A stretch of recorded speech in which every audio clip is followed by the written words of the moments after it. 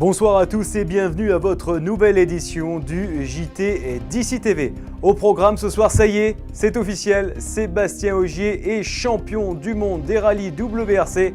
Au rallye d'Alsace, notre champsorin préféré a réussi à grappiller ce précieux point. On en reparle dans quelques instants. Simulation de séisme dans les Alpes de Haute-Provence. L'opération était annoncée et pourtant ça a été impressionnant à voir. Nous étions sur place. Et puis zoom en cette fin d'édition sur ce campement illégal qui est situé à côté des silos de Gap. On les appelle des punks à chiens ou des SDF. En réalité, ce sont des saisonniers qui demandent un endroit légal pour poser leurs bagages.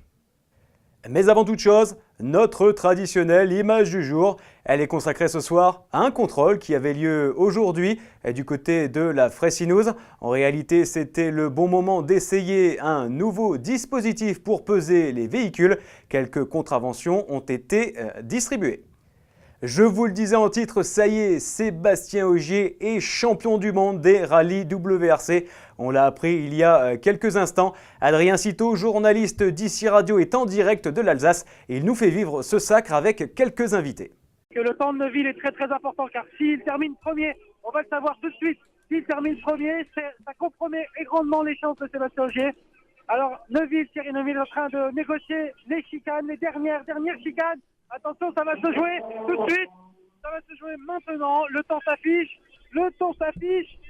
Et il est deuxième. Et il y a énormément. Il y a une chance encore pour Sébastien Ogier. Sébastien Ogier est champion du monde. Bien sûr que ça fait, je pense que ça fait un moment. D'abord, c'est une vraie récompense pour Sébastien et Julien parce que c'est un équipage et ça fait longtemps qu'ils sont ensemble.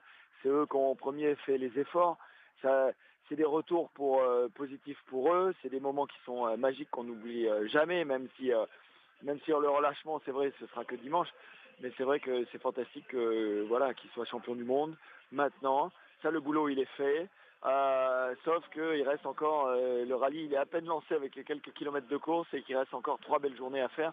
Donc il faut vraiment rester concentré, rester sur le sujet. Pour essayer de gagner le rallye, parce que maintenant il y a le deuxième challenge du week-end, c'était quand même le match avec Sébastien Loeb, et ça c'est un vrai match d'amitié sportive et qui peut être vraiment sympa. Et Sébastien, je veux dire, depuis que je le connais dans le milieu du sport automobile, depuis le volant de son fils Peugeot, c'est quelqu'un qui a toujours été un gros travailleur, et je dirais que c'est vraiment l'aboutissement de beaucoup de sacrifices pour lui, pour ses proches. Et puis voilà, donc c'est très heureux que ce soit un haut alpin. Bah oui, évidemment, ça me fait très très chaud au cœur. Je dirais que c'est absolument génial et exceptionnel ce qu'il a réalisé. Et de venir gagner ici et d'être champion du monde, lui, le jeune homme du Champsor des Hautes-Alpes, je suis évidemment très très heureux et je le félicite de tout mon cœur, lui-même et Julien, son copilote. Voilà. Il a écrit un nouvel exploit et c'est devenu un très très grand champion reconnu à l'échelle mondiale et j'en suis vraiment très très heureux et à travers lui, bien sûr, c'est ma vallée évidemment qui est heureuse, mais c'est tout mon département qui est évidemment très très heureux, qui ont gagné aujourd'hui. Je ne peux qu'en être fier. Sébastien, c'est un garçon qui est assez hors norme et il a œuvré avec beaucoup de discrétion mais d'efficacité. Et il a un sacré caractère et ce caractère lui a permis de gagner aujourd'hui, donc j'en suis vraiment très très heureux. C'est un bel exemple, je dirais, pour l'ensemble de la jeunesse et c'est une pépite d'or pour le département des Hautes-Alpes. Et évidemment, vous retrouverez les meilleures images du sacre de Sébastien Ogier en Alsace demain sur d'ici.fm, sur d'ici Télé, sur d'ici Radio. Alors on croise les doigts pour notre champsorin préféré parce qu'il sera champion du monde officiellement dimanche quand il sera sur le podium. On l'a appris dans la matinée, Blandine Pérou, championne de parachutisme et membre de l'équipe de France, est actuellement entre la vie et la mort au CHU de Grenoble. Il n'y a plus beaucoup d'espoir. Hier, elle a été victime d'une lourde chute d'au moins 40 mètres sur l'aérodrome de Gap-Talard. Il semblerait qu'un problème au moment de déployer la voile soit à l'origine de l'accident. Si vous êtes passé par les Alpes de Haute-Provence aujourd'hui, vous êtes forcément tombé sur un camion de pompiers ou plusieurs. Il y en avait beaucoup dans les 60 communes des Alpes de Haute-Provence qui étaient touchées par l'opération Richter, la simulation d'un séisme. Annick Berger a participé à la vraie fausse catastrophe. 9h30, jeudi matin, après un séisme de magnitude 6,2 sur l'échelle de Richter et dont l'épicentre se situe à Digne-les-Bains, le centre village de vacances de Chostive sur la commune de La Bréole est particulièrement sinistré. Plusieurs bâtiments détruits, de nombreuses personnes blessées, ensevelies ou disparues. Ce village vacances des Alpes de Haute-Provence est particulièrement sinistré. Dans ce cadre-là, on a effectivement donc un certain nombre de personnes qui sont ensevelies. Alors normalement, dans un séisme, on a des victimes qui sont dites de surface, qui sont directement accessibles, qui peuvent être blessées légers ou blessées graves. Et après, on a toujours des victimes qui sont ensevelies, qu'il faut découvrir, dégager et acheminer dans une filière médicale. Donc dans le cas présent, donc elles vont être recherchées soit par des chiens qui vont flairer les décombres et signifier qu'il y a potentiellement quelqu'un dessous, soit par des dispositifs d'écoute. Et une fois qu'elles auront été localisées, à peu près localisées, il y a des équipes qui vont se mettre en place pour pouvoir les dégager. Quelques 150 pompiers sont envoyés sur place. Ils viennent des 4 coins du département des Alpes de Haute-Provence pour tenter d'apporter les premiers secours aux personnes blessées, mais également de retrouver les personnes qui pourraient rester sous les décombres.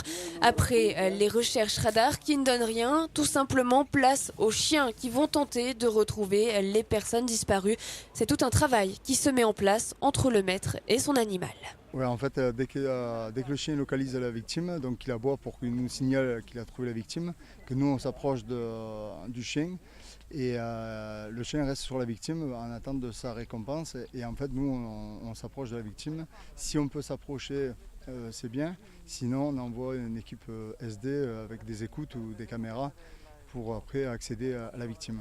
Et ce scénario pourrait bien être réel, mais pas de panique. Il s'agit en réalité d'un exercice. Richter, c'est son nom, est organisé durant 2 jours dans les Alpes de Haute-Provence pour entraîner les secouristes à faire face à un scénario catastrophe. 60 communes sont mobilisées pour l'événement. Tous les sapeurs-pompiers du département des Alpes de Haute-Provence également pour tenter de faire face en cas de sinistre. Cette année, c'est dans les Alpes de Haute-Provence et notamment dans l'arrondissement de Barcelonnette pour la diversité des sites et des risques naturels sur place. Et un exercice à l'échelle nationale qui prendra fin vendredi midi. Exercice grandeur nature dans quelques 60 communes du département, en espérant que l'exercice ne devienne jamais réalité. Les municipales sont lancées à Orsières. Ce midi, nous recevions Patrick Ricou, actuel maire de la station. Il était au micro de Jean-Marc Passeron. Il a officialisé sa candidature à sa propre succession. Il souhaite terminer les projets en cours à la station d'Orsières. La motivation et la passion m'habitent toujours et que j'ai toujours envie de travailler pour mon pays, pour mon territoire, pour ma vallée. Pour le mandat que je considère comme étant le plus beau des mandats, en tout cas celui qui vous permet d'être le plus en contact des réalités, au contact des gens, c'est ce qui me passionne et j'ai envie de continuer, mais donc c'est pour ça que je m'en remettrai à nouveau au choix des électeurs au mois de mars. Ce midi, nous recevions également Lucien Escalier. Il est maire de Champolléon. Il a tenu à clarifier la situation concernant l'histoire des panneaux. Vous le savez peut-être, mais la commune de Champolléon a refusé d'adhérer à la charte du Parc national des écrins. Problème maintenant, il faut enlever les panneaux du Parc national des écrins. Il y en a beaucoup dans la commune. Lucien Escalier refuse d'enlever ces panneaux. Moi, je ne démonterai pas les panneaux et je ne suis pas d'accord qu'on les enlève. J'ai 5000 hectares, comme j'ai dit. Le parc va vous demander d'enlever les... Vous avez déjà demandé d'ailleurs. Il m'a demandé, mais j'ai dit que je ne les enlèverai pas. Alors maintenant, c'est à eux qui prendront la décision, mais on verra. Restons à Champolléon puisqu'aujourd'hui, c'était la foire au Tardon toute la journée. Beaucoup de monde encore avec de nombreuses animations pour les visiteurs. Des foires qui n'arrêtent pas en ce moment puisque demain c'est celle des chèvres à la Chapelle en Val-Gonmar. Et puis la fête du terroir du pays rosanais, ça se passera samedi. Vous êtes peut-être déjà tombé sur ce campement qui existe depuis maintenant quelques mois du côté des anciens silos de Gap. On voit quelques personnes, il y a 3 hommes qui y habitent. On pourrait les juger comme des punks à chiens ou voire des SDF, mais non, ils se disent saisonniers. Ils travaillent, ils ramassent les pommes, les poires en attendant des jours meilleurs. En tout cas, ils réclament un espace légal pour pouvoir poser leurs bagages. DC Radio est allé à leur rencontre. Cela fait quelques mois maintenant qu'un campement est installé à côté des anciens silos de Gap. Là-bas, Il y a René, Nicolas et Seb. Certains les appellent punk à chiens, d'autres les prennent pour des SDF.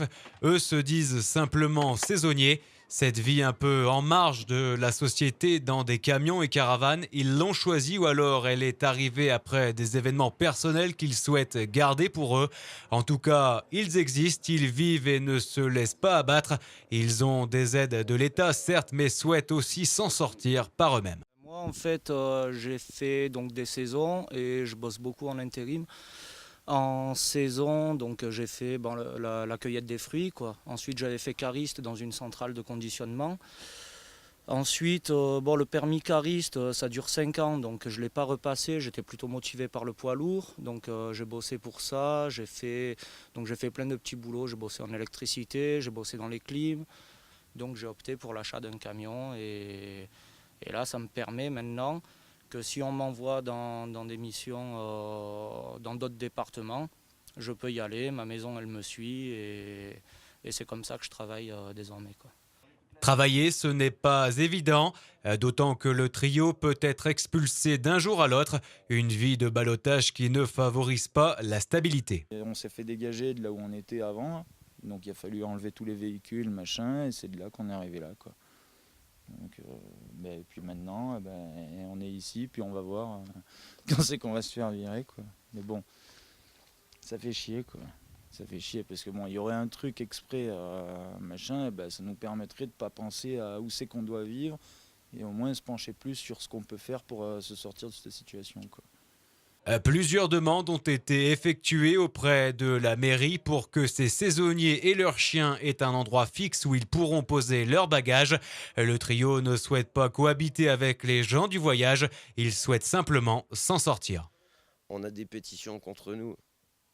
Les gens, peut-être qu'il faudrait plus qu'ils fassent des pétitions envers la mairie pour qu'on ait un endroit pour laisser les gens tranquilles. Mais non, les pétitions sont contre nous et nous, on ne sait pas quoi faire, quoi. Si on se fait virer d'ici, ils nous retrouveront ailleurs, quoi. On est en train de se remettre en place, quoi. Mais on n'y arrive pas, quoi. Au lieu d'aller bosser, on est obligé d'essayer de chercher un nouvel endroit pour se poser, quoi. C'est compliqué, quoi, on va dire. Pour le moment, Seb, Nico et René attendent avec impatience de finir la récolte des pommes pour mettre un peu d'argent de côté. Ensuite, ils souhaitent en finir avec les squats et les endroits vétustes. Pour l'heure, la vie de galère au silo n'a pas dit son dernier mot. Et c'est avec ces images qu'on termine ce journal d'ici TV. L'actualité d'ici continue sur dici.fr mais également sur dici TV. Excellente soirée en notre compagnie.